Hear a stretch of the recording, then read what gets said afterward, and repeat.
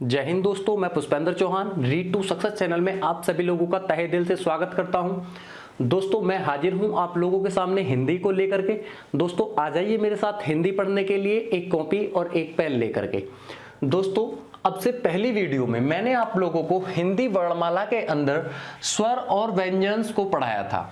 दोस्तों हमने जाना था कि स्वरों को कहां से बोला जाता है, अर्थात स्वरों का उच्चारण स्थान क्या होता है, व्यंजनों का उच्चारण स्थान क्या होता है, स्वरों को हम क्या क्या कह सकते हैं, व्यंजनों को क्या क्या कह सकते हैं, किसको क्या नहीं कह सकते, इसके ऊपर दोस्तों हमने चर्चा की थी। दोस्तों आज जो हम चर्चा करने वाले हैं दोस्तों शब्दकोश के अनुसार हिंदी वर्णमाला पर चर्चा करने वाले हैं। दोस्तों शब्दकोश क्या होता है, इसको इंग्लिश में कहते हैं डिक्शनरी। क्या बोलते हैं दोस्तों? डिक्शनरी। और दोस्तों डिक्शनरी में जो अक्षरों को लगाया जाता है किसी क्रम के अनुसार लगाया जाता है, अर्थात अक्षरों को किसी क्रम में लगाना क्या कहलाता है? शब्दकोश कहलाता है। क्लियर है दोस्तों? अब दोस्तों इस शब्दकोश पर आधारित आपकी परीक्षाओं में क्वेश्चंस पूछे गए हैं। दोस्तों क्या क्या क्वेश्चंस पूछे गए हैं, मैं इन्हीं क्वेश्चंस को आप लोगों के सामने चर्चा करने जा रहा हूं। आइए दोस्तों देखते हैं। दोस्तों हिंदी शब्दकोश के अनुसार सबसे पहला क्वेश्चन बनता है कि बताइए हिंदी शब्दकोश के अनुसार हिंदी वर्णमाला में प्रथम अक्षर कौन सा होता है। तो दोस्तों शब्दकोश के अनुसार हिंदी वर्णमाला में प्रथम अक्षर जो होता है वो अंक कहलाता है।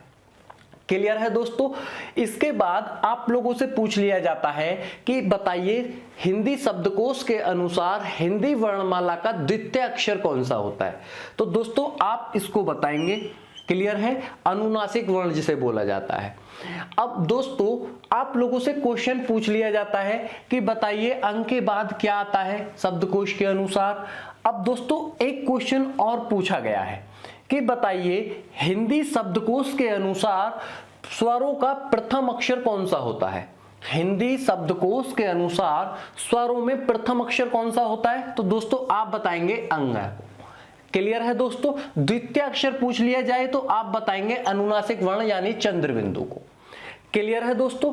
अब आप लोगों से एक क्वेश्चन और पूछ लिया जाता है कि हिंदी शब्दकोश के अनुसार व्यंजनों में प्रथम अक्षर कौन सा होता है। तो दोस्तों आप किसे बताएंगे? का को बताएंगे। अब क्वेश्चन ये भी पूछ लिया जाता है कि हिंदी शब्दकोश के अनुसार व्यंजनों में क के बाद कौन सा अक्षर आता है, या ये भी पूछ लिया जाएगा कि डायरेक्ट की क के बाद कौन सा अक्षर आता है। तो दोस्तों आप लोग बताएंगे श को। क्लियर है दोस्तों? ये भी क्वेश्चन पूछा गया है कि हिंदी शब्दकोश के अनुसार व्यंजनों में आखिरी वर्ण कौन सा होता है या आखिरी अक्षर कौन सा होता है। तो दोस्तों क्या होता है? हाँ। ठीक है दोस्तों, ये क्वेश्चंस कई बार दोस्तों परीक्षाओं में पूछे गए हैं। हिंदी शब्दकोश को आप लोगों को अपने माइंड में कर लेना है। अब दोस्तों इसके कुछ ही वर्ण ऐसे होते हैं जो कि चेंज होते हैं, जैसे कि दोस्तों ये तीनों वर्ण जो हैं ये चेंज हो चुके हैं यहां पर, अर्थात ये लास्ट में आने थे। क्लियर है दोस्तों? इसी प्रकार जो श है, श लास्ट से उठ करके यहां पर आ चुका है। इसके बाद दोस्तों आपका आता है ज और ग, ये भी चेंज हुए हैं। च, छ, ज, झ, यहां पर जो ये ज्ञानी आया है जिसको आप ज्ञ बोलते हैं, ये दोस्तों आखिर से उठ करके यहां पर आ चुका है। क्लियर है? तो दोस्तों इसके जहां जहां पर इसमें चेंजिंग हुआ है आप लोगों को उस चेंजिंग को याद कर लेना है। क्लियर है दोस्तों? केवल सिंपल क्वेश्चन आप लोगों से यहां से पूछे गए हैं कि हिंदी वर्णमाला में शब्दकोश के अनुसार आखिरी अक्षर कौन सा होता है। तो आप है बताएंगे। इसमें कुछ दोस्तों कुछ और अलग कुछ आप लोगों को नहीं करना है। क्लियर है दोस्तों? उम्मीद करता हूं ये शब्दकोश आप लोगों को समझ आ गया होगा। क्लियर है दोस्तों?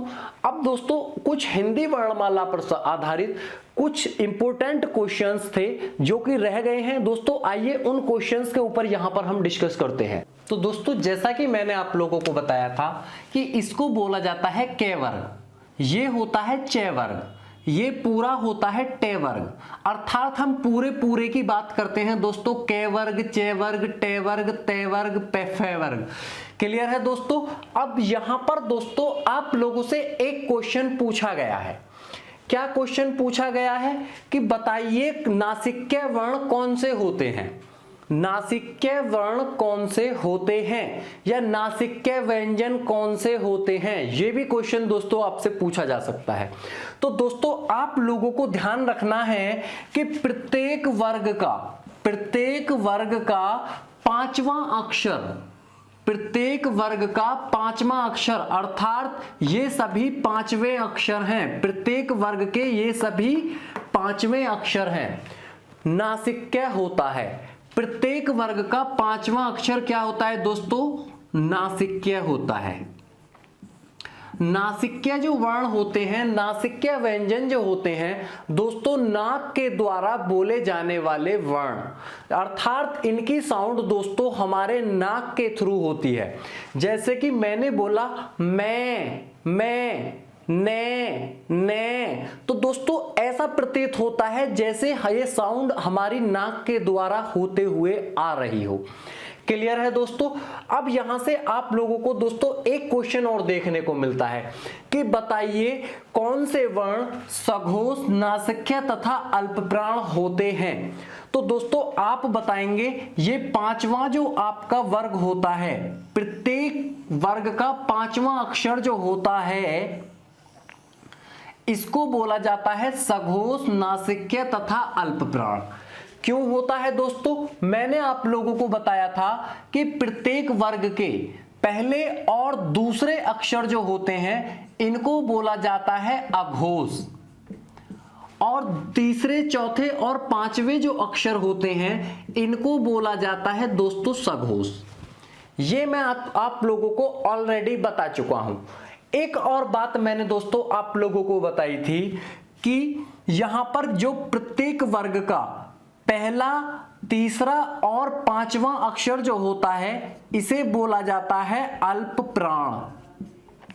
ये भी अल्पप्राण और ये भी अल्पप्राण। क्लियर है दोस्तों।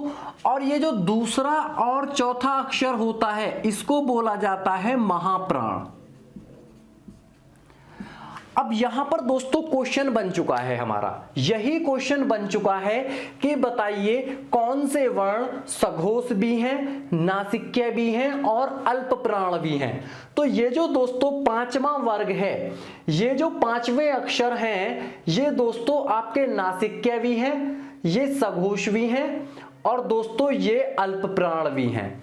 क्लियर है दोस्तों। ये क्वेश्चन कई बार परीक्षाओं में पूछा जा चुका है। आइए दोस्तों इसके अगले पॉइंट की तरफ बढ़ते हैं कि रे स्वर रहित होता है। ये जो दोस्तों आपका स्वर होता है, ये जो रे होता है, रे, ये जो व्यंजन होता है ये दोस्तों स्वर सहित होता है। स्वर सहित का मतलब इस रे के अंदर स्वर भी काउंट होता है। कैसे, जब आप इस रे को बोलेंगे तो रे और ए ये इसका शुद्ध रूप है। तो दोस्तों इसके अंदर क्या हमें मिला, स्वर देखने को मिला। लेकिन दोस्तों ये जो आपका रे होता है, ये वाला जो रे होता है, जब आप लिखते हैं अर्ध, तो ये वाला जो रे होता है दोस्तों यह रे स्वर रहित होता है। स्वर रहित का मतलब है कि इस रे के अंदर स्वर मौजूद नहीं है। क्लियर है दोस्तों। अर्थात इसका जो शुद्ध रूप होता है ये होता है ये वाला। इस हड़ंत के लग जाने से यह दोस्तों रे स्वर रहित हो चुका है। क्लियर है। अगला पॉइंट है दोस्तों, हिंदी वर्णमाला में अमानक वर्ण झ होता है। दोस्तों आप लोगों को इस पॉइंट को भी याद कर लेना है, कई बार पूछा गया है कि बताइए हिंदी वर्णमाला में अमानक वर्ण कौन सा है। तो दोस्तों कौन सा है, झ। क्लियर है दोस्तों। एक और क्वेश्चन आता है दोस्तों, ये क्वेश्चन है नवीन विकसित ध्वनियां, अर्थात हिंदी वर्णमाला में नवीन विकसित ध्वनियां कौन सी हैं। तो दोस्तों आप बताएंगे के, खे, गे, जे और फे। इन्हें दोस्तों नवीन विकसित ध्वनियां कहा जाता है। नवीन विकसित ध्वनियां का मतलब है जो दोस्तों नई ध्वनियां हमारी वर्णमाला के अंदर काउंट हुई हैं। अब दोस्तों इन्हें आगत या ग्रहित ध्वनियां भी कहा जाता है। अगर आप लोगों से यह पूछा जाए कि आगत या ग्रहित ध्वनियां कौन सी होती हैं, तो आप लोगों को बताना है कै, ख, ग, ज और फ। ये आगत ग्रहित ध्वनियां भी कहलाती हैं। क्लियर है दोस्तों। आइए नेक्स्ट पॉइंट की तरफ आते हैं। इस पॉइंट में कहा गया है कि अवधी भाषा में अण् का प्रयोग नहीं होता है। ये जो ण होता है दोस्तों, जिसको नासिक्य, अभी मैंने आप लोगों को बताया नासिक्य व्यंजन होता है, अवधी भाषा में इसका प्रयोग नहीं होता है। अवधी भाषा में दोस्तों इस ण की जगह दोस्तों न का प्रयोग होता है। आप लोगों को इस पॉइंट को भी लिख लेना है। क्लियर है।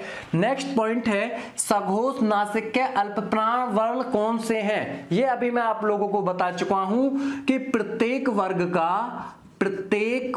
का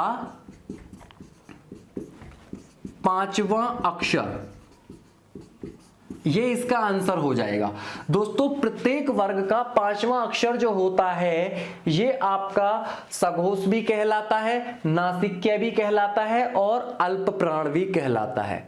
क्लियर है दोस्तों।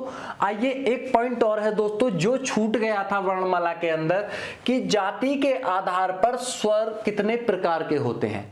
दोस्तों आप लोगों से पूछा जा सकता है कि जाति के आधार पर स्वर कितने प्रकार के होते हैं, तो आप लोग बताएंगे 2 प्रकार के। बस दोस्तों इतना ही क्वेश्चन आप लोगों से पूछा जाएगा, ज्यादा डीपली आप लोगों से क्वेश्चन नहीं पूछा जाएगा।